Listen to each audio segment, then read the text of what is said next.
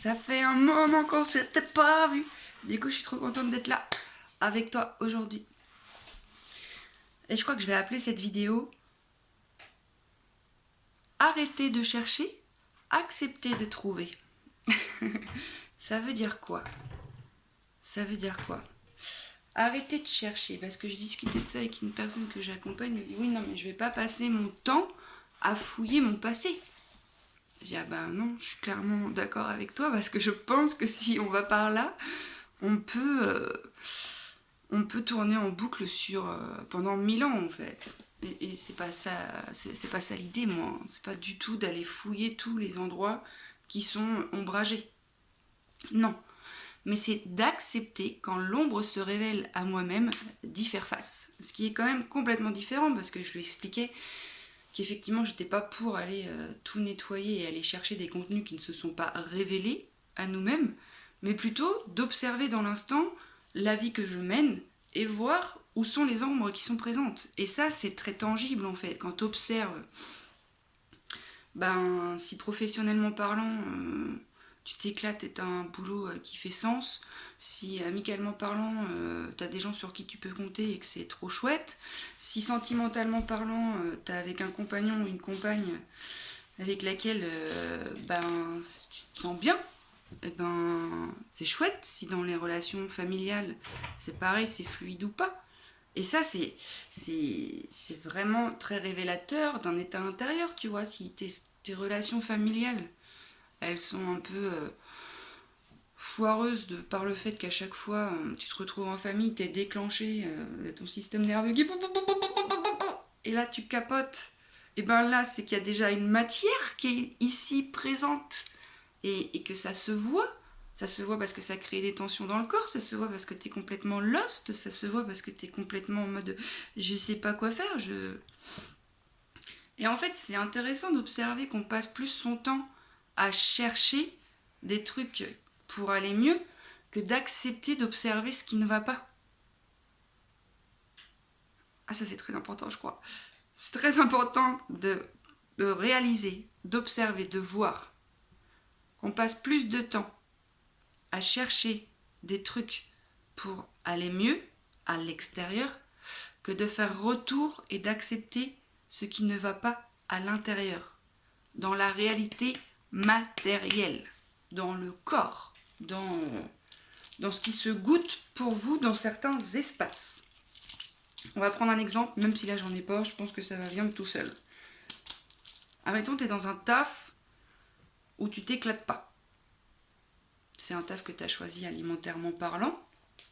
Et c'est ok en soi, il n'y a pas de souci, tu vois. Si à côté de ça, tu nourris suffisamment d'espace pour soutenir ton évolution, ton déploiement et puis ton bien-être, c'est ok. Parce que le fait que ce soit un boulot alimentaire, c'est pas incompatible avec le fait que les sous que ça te ramène, ça te permet de t'éclater autre part en fait. Mais dès lors, il y a un problème dès lors que c'est alimentaire et à côté de ça, tu te laisses bouffer par tout ça et tu fais rien vivre. Dans ton intériorité pour t'offrir des espaces où tu laisses circuler tout ça. Je suis pas sûre que c'était le meilleur des exemples de la vie, mais je crois que t'as compris. Eh ben, j'espère que t'as compris. Parce qu'en soi, le boulot, c'est c'est la chose où vous passez le plus de votre temps. C'est vrai, quand on y pense, c'est complètement crazy. Donc si tous les matins tu vas au boulot et que ça te plaît pas, et que ça t'anime pas, et qu'en plus ça te plombe, bah peut-être qu'il serait bon d'interroger pourquoi je vais dans ce boulot, qu'est-ce qui me retient. Et là il y a des insécurités matérielles, bah j'ai besoin de sous, bon, c'est surtout ça, hein, j'ai besoin de sous en fait. Mais peut-être que les sous tu peux les trouver autre part si tu t'alignes avec ce qui est un peu plus juste pour toi, parce que moi je suis persuadée, bon après moi je suis une utopiste. Je suis persuadée qu'en fait ta couleur elle est unique et que si par exemple t'es un artiste ou quoi qu'est-ce, tu pourrais vivre de ton art.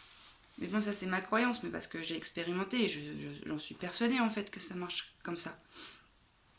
Donc en fait, qu'est-ce qui te fait peur si tu lâches ce taf?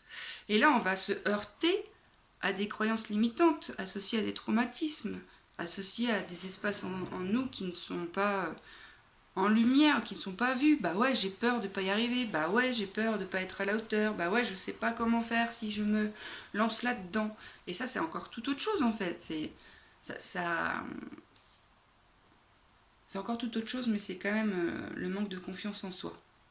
Qui après, le manque de confiance en la vie, tu vois, ça fait effet boule de neige.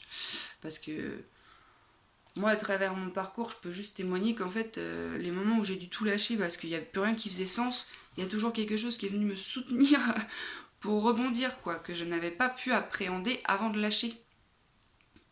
Donc c'est ça, c'est la foi en la vie et la confiance que tu donnes dans ton dedans. Donc ça sert à rien de trouver des solutions pour si l'espace il est plein de tensions, mettre du baume à pésil, tu vois. Peut-être qu'il serait plus juste de se dire, attends, c'est ça qui me met en tension, je vais arrêter d'alimenter ça. Et ça commence par là, mais après j'en conviens qu'il y a plein de flippettes qui vont apparaître. Hein. Et que c'est là que ça va nous permettre, collectivement parlant, de nous rappeler qu'en fait, on est tous ensemble et qu'on peut peut-être se soutenir là-dedans. Bah ouais.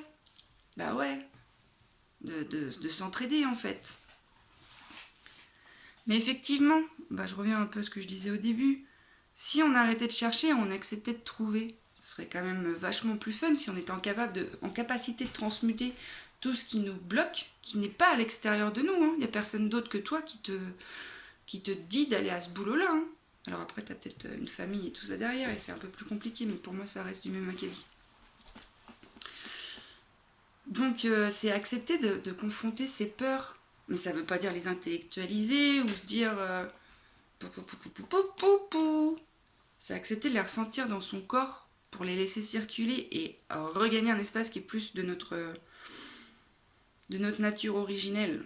Le flow de la vie, t'en as entendu parler de le flow, de la synchronicité, des miracles. Moi j'ai une vie que miracle sur miracle, mais c'est... Ah ouais, je peux témoigner de ça. Comme ça, c'est un exemple concret. Quand j'habitais à La Réunion, ça faisait 2 ans, j'avais mon compagnon qui était là-bas, et du coup, moi, j'étais habitée là-bas, et puis je rentrais, elle était en métropole, on rentrait ensemble. Et à un moment, j'ai senti que cette relation, elle me nourrissait plus, qu'il fallait que j'y mette un terme. Donc, c'est ce que j'ai fait. Donc, je suis rentrée en métropole, où j'avais pas de pied à terre depuis 2 ans. Je ne savais pas du tout ce que j'allais faire. Alors, j'étais formée à la kinésiologie, j'avais à cœur d'accompagner les gens, mais je m'étais pas du tout installée. Donc, j'avais 3 points de chute chez moi, en fait. En métropole, plutôt. J'avais chez ma mère ou chez 2 de mes frères. Chez mes 2 frères. Je me suis dit, je vais aller chez ma mère. Mais je t'explique, parce que j'étais quand même en PLS. Hein. J'étais en mode, c'est trop dur la vie, qu'est-ce que je vais faire, j'ai rien compris, patati patata. Et puis 4 jours après, j'ai une pote qui passe chez ma mère et qui me dit, ouais, c'est trop bien le lot et tout. Je lui dis, ça te dit pas qu'on s'installe ensemble, qu'on fasse une coloc et puis qu'on découvre le quartier, et puis moi j'avais besoin de remettre un peu de mouvement, puis de m'accrocher à des trucs qui fassent que la vie elle soit un peu moins confortable que sous la couette dans ma nez. Elle me dit, ouais, allez carrément, on fait ça. Et donc, à partir du moment où on a posé ça, il s'est passé 1 semaine pendant laquelle cette amie-là a fait des démarches pour trouver un logement, parce que moi j'étais trop crapette, quoi, en mode, non, je peux pas. Donc elle a trouvé un gîte, parce que les logements c'était un peu... il y en avait un peu pas trop. Elle a trouvé un gîte qui se loue l'été, mais qui l'hiver est vide. Un gîte magnifique, t'as même pas idée. Un truc de ouf. Avec un loyer assez conséquent quand même, de 650 balles. Elle m'a dit, écoute, moi je vais bosser, je vais toucher 1500, je peux payer 500 balles, parce que c'est ce que je payerais si j'étais toute seule, puis tu payes le reste. Ok, allez, 150, ça va. Je te verrai ça. D'abord, allez, chaud patate. Donc en 1 semaine, on a trouvé la maison. Donc on a emménagé dans la maison. Après le premier week-end, on est ensemble, elle s'absente, cette amie. Elle va sur Toulouse voir des potes. Elle revient avec une information magnifique en mode, Nénette, il y a Léa, une amie d'une amie, que moi j'ai croisée quelques fois, qui est installée en tant qu'hydrothérapeute du côlon par là-bas, et elle a un cabinet en fait. Elle a 2 cabinets au sein de son cabinet, donc elle en exploite un, donc elle cherche quelqu'un d'autre pour exploiter le 2e. Donc nous sommes allés la rencontrer le mardi d'après. Le mardi soir, elle me dit, tu veux commencer quand? J'étais là, dans un mois. Donc en fait, tu vois, tant que tu fais pas le vide de ce qui ne va plus, tu ne peux pas accéder à ce qui est juste. Et la vérité, c'est que j'ai rien cherché. pas cherché à m'installer. J'ai impulsé le mouvement de ah ouais, allez, une coloc, allez, on se remet en selle de la vie. Allez, ça va pas, mais ça va aller, c'est aussi normal, y a pas de souci. Et en 15 jours, je suis passée de ça va pas du tout, je suis en PLS de la vie, à j'ai un logement de ouf, avec un cabinet, avec un club de sport à côté où je peux reprendre le bad, et puis une coloc magnifique. Bah oui, oui, je crois qu'à un moment donné, j'aurais pu me dire, mais qu'est-ce que je suis en train de faire en fait? Mais j'ai surtout suivi le premier pas qui me demandait de cesser cette relation. Là, je te parle de relation, mais si c'est un boulot, c'est pareil. Si c'est des relations, c'est pareil. Si c'est des endroits qui ne te font plus sens, c'est pareil. Il faut accepter de lâcher en fait. Et le reste, tu ne peux pas y avoir accès tant que tu n'y as pas lâché. T'as pas lâché ce qui bloque. Bien sûr que ça fait peur, mais c'est aussi magnifique. Et ça fait aussi partie du processus d'évolution, de se confronter à ces peurs, parce que des peurs, on en aura toujours. Hein. C'est juste quand je la ressens, est-ce que je la laisse driver la voiture et puis c'est elle qui m'emmène, ou est-ce que je lui dis coucou, je panier, je t'ai vu, y a pas de souci, je vais mettre la musique un peu plus fort parce que ça m'arrange pas trop ce que tu dis. Et après, je vais laisser faire ce que la vie a à faire. Et ouais, ça s'appelle la confiance et la foi en la vie. Mais avant tout, ça partait d'une confiance en moi. Parce que bien sûr, quand j'ai quitté cette relation, je me suis dit, mais est-ce que c'est une bonne idée?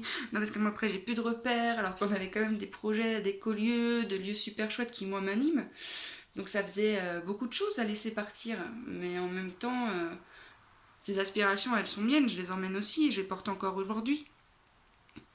Donc voilà, ce que je veux dire par là, c'est tout simple. Et en même temps, je vois bien que c'est compliqué parce qu'on n'a pas appris à s'autonomiser, on a énormément de croyances limitantes. Et en fait, ça part d'une seule et même chose, c'est le manque d'amour pour soi. Le manque de connaissance pour soi, de soi, pardon. Et du coup, fait qu'en fait, on réfléchit pas trop, on est en mode plutôt survie, à se sécuriser là, et à contraindre quelque chose plutôt que de laisser circuler. Donc ouais, vraiment le truc du début, c'était pourquoi chercher des solutions extérieures qui n'existent pas, plutôt que de faire face à ce qui ne va pas et qui a besoin d'être vu. Et ça, c'est intéressant parce que vraiment, je pars du principe qu'effectivement, si on va sur tout ce qui ne va pas avec notre tête, on va trouver 1000 choses qui ne vont pas. Alors que si on suit ce qui ne va pas avec notre corps dans l'instant qui existe et qui est le seul à exister, qui est un excellent indicateur de là, je suis en tension parce qu'il y a quelque chose que je ne vois pas, que je n'observe pas et que je le fuite en permanence. Mais si je m'assois dedans, c'est ça la présence, hein. C'est s'asseoir dedans, dans son corps, et ressentir tout ce que ce contenu a. Comme une boîte en fait à l'intérieur de soi qui serait full of shit. Si tu l'ouvres pas, tu peux pas faire le ménage. Et dis-toi qu'en l'ouvrant, juste avec ta vision cosmique, et ta présence, et un peu de respiration, et un peu de sécurité en interne, parce que aujourd'hui je peux te dire ça comme ça, mais moi on a dû me soutenir pour pas que je fuite, en mode là c'est quoi que tu ressens dans ton corps là, parce que tu te racontes, parce que dès lors que tu te racontes, que tu analyses, que tu cherches à comprendre d'où ça vient, t'es plus dans ton corps, t'es dans ta tête, et ta tête elle doit être au service de ton corps. C'est grâce à ta tête que tu vas mettre des trucs en place, mais en mode au service d'un élan plus grand qui se goûte dans le corps. Et je vois bien qu'on est énormément en insécurité dans le corps. Je vois bien que ressentir les battements de son cœur, pour beaucoup, c'est impossible. Je vois bien que le corps, il est en tension chez beaucoup d'entre nous. Je vois bien qu'il y a du stress. Mais ça peut pas être autre chose que stressant d'être dans un environnement ou dans une relation anxiogène qui n'est plus juste pour toi. Le stress, pour moi, il arrive à ce moment-là, quand tu te décales, en fait. Parce que moi, j'ai vu des fois de me réajuster dans un choix du corps et du cœur, plutôt, mais presque dans l'instant, 10 minutes après, je peux regarder de nouveau ce qui se passait 20 minutes avant et me dire « Wow, mais c'est fou comme la tête, elle peut m'embarquer so far away, tu vois. Elle peut m'inventer des histoires. Mais c'est un truc de ouf !» Ouais, on fait que ça, de raconter des histoires, et c'est ok. Juste, est-ce que l'histoire, elle est réelle et tangible, ou est-ce qu'elle est que dans ta tête? Parce que si elle est que dans ta tête, tu penses bien que c'est pas... c'est pas ce qui se goûte dans la matière, quoi. Donc voilà, je regarde le temps, ça fait déjà 15 minutes, j'avais pas vraiment envie que ça dure très longtemps cette petite vidéo. Mais je nous souhaite de tout cœur d'arrêter de chercher à l'extérieur et d'accepter ce qui se goûte en nous et ce qui demande à être vu. Parce que c'est ce qui est trouvé en fait, indépendamment de ce qu'on veut ou de la petite histoire qu'on se raconte. Qu'est-ce qui est là dans mon corps? Mais c'est magnifique. Hein. Et c'est magnifique, pardon. C'est vraiment le travail de... Enfin, c'est l'évolution, ça ne va pas... L'un ne va pas sans l'autre. Tu ne vas pas aller vers la lumière si tu ne rencontres pas tes ombres. Et puis cette lumière, ça, ce truc spirituel, là, moi je fais une overdose. Je vois beaucoup trop de gens se réfugier dans la spiritualité pour fuir la chair. Et là, c'est dangereux, c'est dangereux, c'est dangereux, c'est dangereux. Qu'est-ce qui se passe dans ton corps, là, quand tu racontes ça? Bah, ça va pas. Ok, bah est-ce qu'au lieu d'aller méditer et de faire descendre la lumière, tu peux descendre dans ton corps et y poser ta présence pour transmuter ce qui te demande à l'être, en fait. Et c'est ça, le pouvoir de la présence. C'est vraiment une capacité incroyable. C'est un pouvoir magique, en fait, la présence. C'est fou. Et en 2, 2, 3, boum, il y a autre chose qui se présente. Ouais, mais si tu fais pas le ménage, si tu n'acceptes pas d'ouvrir tes boîtes quand elles se présentent à toi, pas d'aller les chercher quand elles sont pépères, hein, parce que t'inquiète pas qu'elles vont se révéler à toi au moment juste, quand ce sera juste pour toi. Mais va pas les chercher avec ta tête sous couvert de je veux tout nettoyer et grandir. Non, non, la vie, elle connaît très bien le chemin pour se goûter à travers toi et te faire grandir à ton rythme.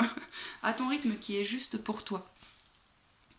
Donc voilà, trouvons le courage, ayons le courage de rester en présence dans le corps et dans le corps et dans le... Quoi? Le corps? Bah ouais. Dans le corps, mes amis, parce que le corps ne ment pas. Si t'es en tension dans ton corps, c'est qu'il y a quelque chose qui bloque. C'est pas toi qui te crée cette tension, quoi. Tiens, moi j'ai plein de tensions, mais c'est parce que je suis allée marcher en montagne et j'ai plein de courbatures. Donc voilà, mon ami. Je te souhaite de tout cœur de rester dans ton corps. T'as pas besoin de fuiter à 10 000 km, t'as juste besoin de fermer les yeux et d'autoriser le contenu qui est là et qui veut juste... qui est là, tu vois, qui est partout. Mais toi, t'es là... En méthode PIT, on a une phrase qui est très percutante. Ce à quoi tu résistes persiste. Bah oui, parce que tu peux faire ça, mais c'est toujours là. Mais ce à quoi tu fais face, fou, c'est face. Donc faisons face, ensemble, à ce qui se goûte dans nos dedans. Ouais, voilà, c'était la missive matinale. Bon courage!